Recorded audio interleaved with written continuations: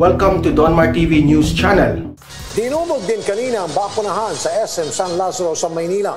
Sa dami ng dumagsad, nahirapan ang mga otoridad na kontrolin ang pila kaya itinigil na lang ang pagbabakuna. Nasa frontline ng balitang yan si Romel Lopez. Hating gabi pa lang, jam-pack na ang pila ng mga magpapabakuna sa SM San Lazaro sa Maynila. Lalo pang dumami ang mga tao pagdating ng alas 2 ng madaling araw, alas 3, umabot na sa kalsada hanggang sa overpass ang pila. Tingnan mo ano yan! Tingnan mo ha! Tapos isisisi niya pa ngayon sa iba. Yung kapalpakan dyan sa Maynila, sisisi mo ngayon kay... Hindi kasi feeling nito talaga, baka ano eh. Alam mo, ang problema ko talaga dito kay Isko, ha? Ito problema sa iyo, Isko, makinig ka ng mabuti sa akin. Ha? Ikaw yung taong hindi marunong tumanggap ng pagkakamali. Yan ang problema sa iyo. Grace Gallo, maraming salamat.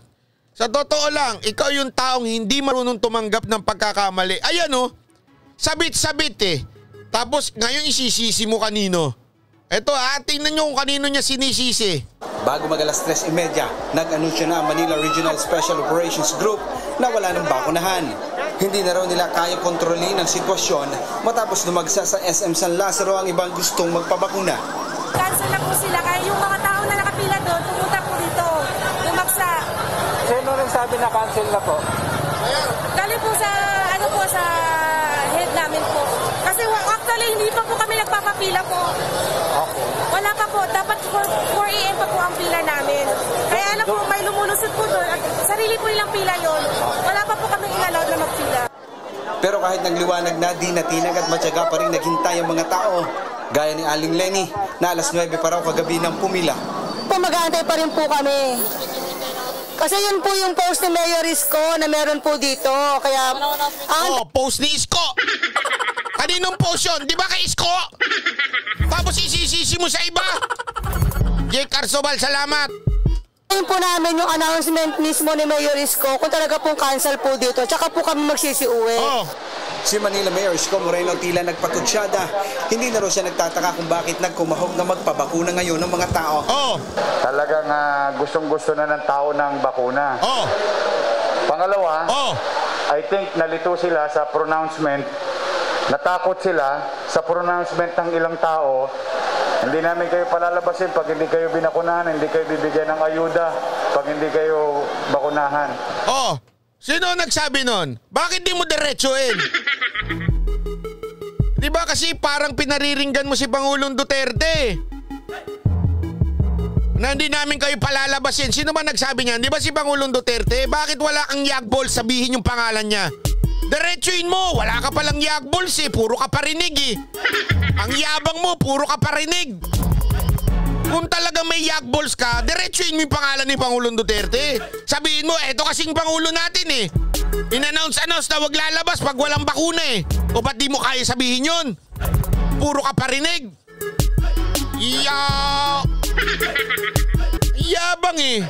Ang hirap sa'yo, puro katapang-tapangan ka dyan. Tapos, hindi mo naman na kayang diretsuhin. Anak ng... At saka sandali walang sinabi si Pangulong Duterte na walang ayuda Dinagdagan mo eh. Ang sabi lang ni Pangulong Duterte, wag lumabas pag walang bakuna. Dinagdagan mo ng pag walang ayuda pag walang bakuna eh. Jay Labide, salamat po. Pangalawa, I think nalito sila sa pronouncement.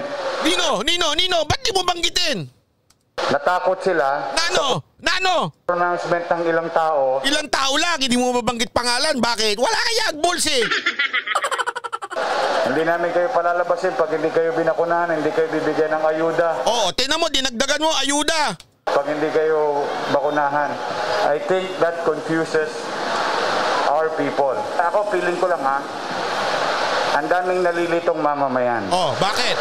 Ang daming natatakot na mamamayan. Kasi himbis na bigyan ng inspirasyon, tinatakot pa.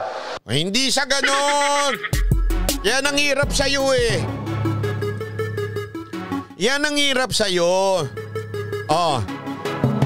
Bakit? Alam nyo kung bakit? Sa totoo lang, effective ang sinabi ni Pangulong Duterte.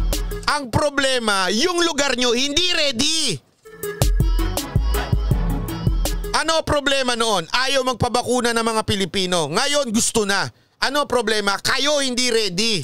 Tapos isisisi mo ngayon kay Duterte? Ginawa na nga ni Duterte yung inganyon tao na magpabakuna eh. Di ba? Wala ka pala eh. Alam mo si Pangulong Duterte, hindi yan yung nagpapakyut na, wala bakuna na kayo. Pag hindi kayo nabakunahan, wala kayong ganyan. Alam mo mga Pilipino, hindi nadadaan sa ganyan yan. Yung pakiusapan, magbakuna na kayo para kayo maging healthy. Magbakuna na Ang totoo, alam ni Pangulong Duterte, tapang sige, pabakuna kayo, kay lumabas kung ayaw nyo magbabakuna. Tingnan nyo, nagpabakuna lahat. Diba? Pero ang problema, kayong mga mayor, hindi kayo ready. Ang problema, hindi kayo ready, tas isisisi nyo dun sa taong nagsabing magpabakuna sila. Ganun lang kasimple yun eh. Isko talaga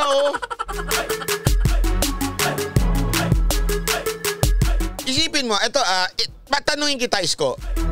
Bakit sa inyo lang ganyan? At saka itong ilang Antipolo, Las Piñas, bakit yung ibang city hindi ganyan? Ang announcement naman ni Pangulong Duterte, nationwide. Nationwide yun. Kung sa tingin mo naniwala sila kay Pangulong Duterte doon sa pananakot na sinasabi mo, dapat sana nationwide nagkagulo. Bakit piling lugar lang? Yung mga sablay lang na lugar na tulad ng lugar mo. Isipin nyo mabuti yun Nationwide ang announcement ni Pangulong Duterte. Bakit sa inyo lang magulo at sa ibang mga lugar? Doon sa ibang mga city maayos. Bakit? Di mo natanong sa sarili mo yon? Kasi may problema sa sistema ninyo. Yun ang totoo dyan. Bakit yung iba? Makati, maayos naman, Pasig, maayos naman, Taguig, maayos naman. Ang hirap sa'yo eh. Puro kasisi sa ibang tao, turo ka ng turo. Tandaan mo, Isko, yan, pag nagtuturo ka, yung 4 mong daliri, napupunta sa iba-iba yan. Sa'yo din minsan.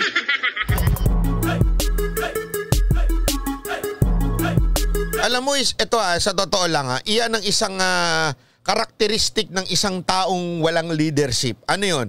Pag nagka-problema, hindi kayang saluhin yung problema. Anong gagawin? Magtuturo ng ibang tao. Maninisi ng ibang tao. Ang tunay na leader, hindi yan maghahanap ng sino ba mali, sino bakit may problema. Hindi ganun.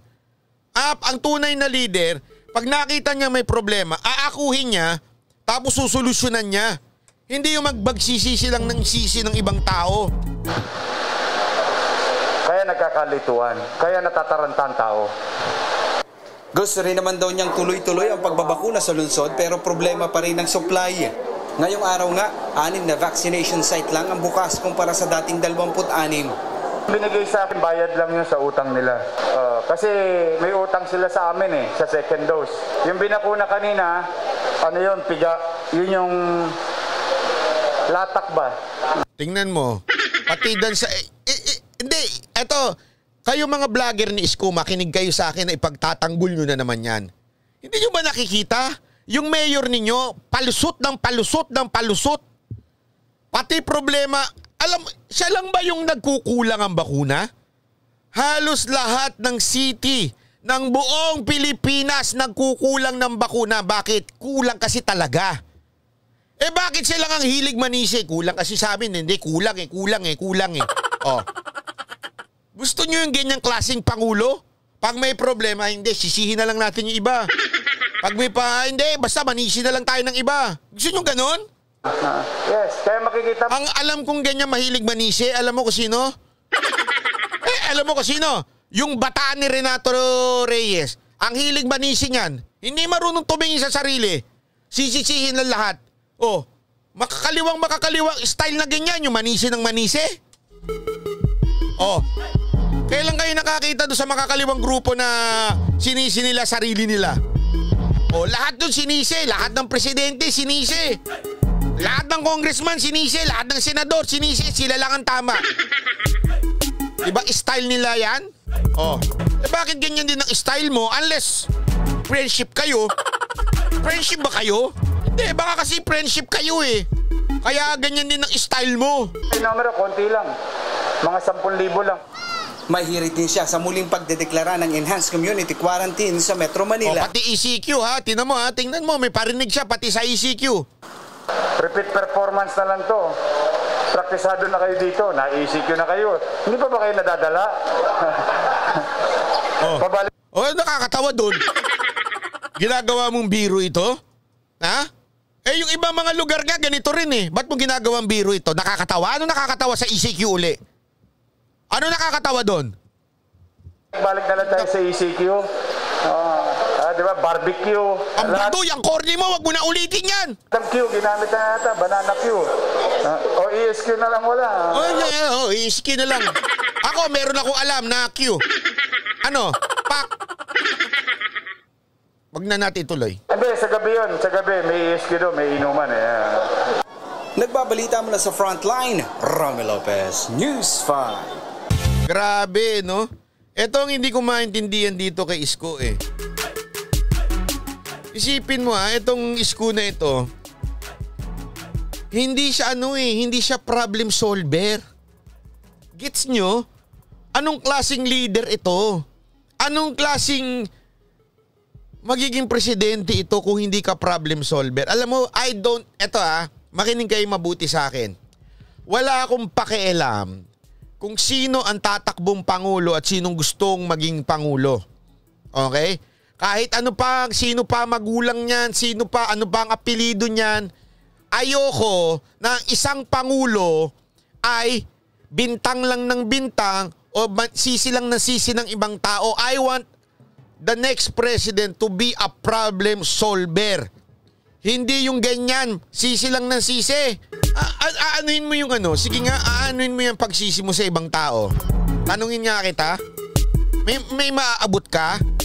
May matatapos ka? May masusolusyonan ka? Wala. Sabi tuloy nung iba, parang squatter ang utak ni Isko. Hindi ako nagsabi nun ha. Binabasa ko lang. Parang si Trililing na si Ka Isko. Correct naman talaga kayo eh.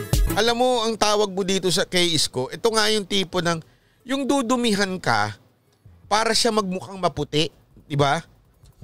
Hindi ko gusto yung ganitong klaseng Ito, alam mo yon.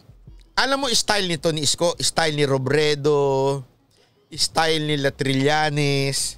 Dilaw na dilaw yung ganyang style eh. Alam mo, ito ang maganda sa susunod na pangulo, yung magpipresenta siya ng plano niya. Ito plano ko kasi na tayo ay nasasadlak sa matinding paghihirap, sa matinding pagsubok. Ito plano ko. Ito yung gusto kong gawin. Kaya ako gustong maging pangulo. Kasi ito yung sa tingin ko magiging solusyon. Hindi kasi mali yung ginawa. Kasi ganito. Kasi ganyan. Alam mo yung sinong style yon? Style yun nila Pinoy eh. Style yun ng mga dilawan eh, yung ganong klase. Kaya talaga sabi ko sa inyo, alam mo eto ang dami namang oposisyon dyan na hindi ganon ang style. Yung maninisi, hindi magpipresenta sila ng magandang solusyon. Kasi alam nyo, nakakasawa na yung ganyang klaseng politiko. Sa totoo lang, kayo mga Pilipino, hindi ba kayo nagsasawa dun sa ganyang klase ng politika na pagka hindi nila gusto yung pangulo, sisisihin, tapos babanat lang, tapos kung ano-ano lang ang sasabihin, tapos kakandidato naman pala. Diba? Diba nakakainis yun? Kesa dun sa maging maging yung may vision ka sa bayan mo, meron kang nais mangyari. Oo, may mga problema, may mga mali, pero may mga tama din eh. O may mga magaganda rin. Ang akin, hindi ka nakafocus dun sa mali. Diba? Anong focus mo? Ako, focus ko ituloy yung tama at yung mali i-improve, ayusin. Hindi yung sisihin. Magkaiba yung sisihin at ayusin.